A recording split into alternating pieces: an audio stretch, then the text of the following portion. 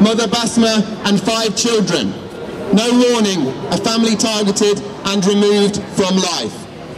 Thursday night, the same again, no warning, 5 more dead, including 4 from the Hanam family, a woman and a 7-year-old child amongst them. Thursday night, the same again, no warning, 5 more dead, including 4 from the Hanam family, a woman and a 7-year-old child amongst them. On Tuesday morning, the Kawari family did get a phone call telling them that their 3-story house would be bombed. The family began to leave when a water tank was struck, but then returned with members of the community who all came to the house to stand with them, people from all over the neighbourhood. The Israeli jet bombed the building with a roof full of people, knowing full well it was full of civilians. 7 people died immediately, including 5 children under 13. 25 more were injured, and 8-year-old Siraj Abd al-Al succumbed to his injuries later that evening. Perhaps the family was trying to appeal to the Israeli regime's humanity. Surely they wouldn't bomb the roof full of people. But as we watch families being torn apart around us, it's clear that Israel's action has nothing to do with humanity.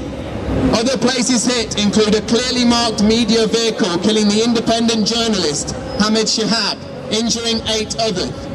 A hit on a Red Crescent rescue vehicle, and attacks on hospitals which caused evacuations and more injuries. This latest session of Israeli barbarity is placed firmly in the context of Israel's inhuman 7-year blockade that has cut off the main lifeline of goods and people coming in and out of Gaza, resulting in the severe medical and food shortages being reported by all our hospitals and clinics right now.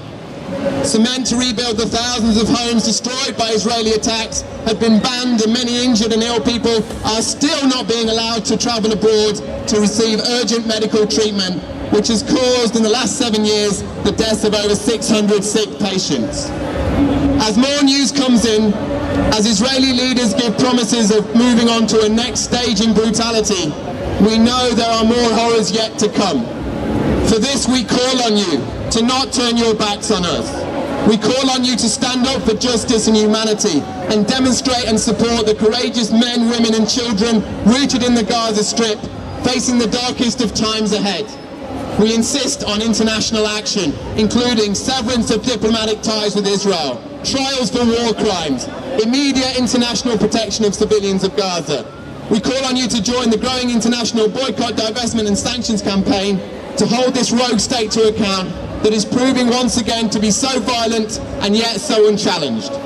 Join the growing critical mass around the world with a commitment to the day when Palestinians do not have to grow up amidst this relentless murder and destruction by the Israeli regime. When we can move freely, when the siege is lifted, the occupation is over, and the world's Palestinian refugees are finally granted justice. Act now before it's too late. Thank you.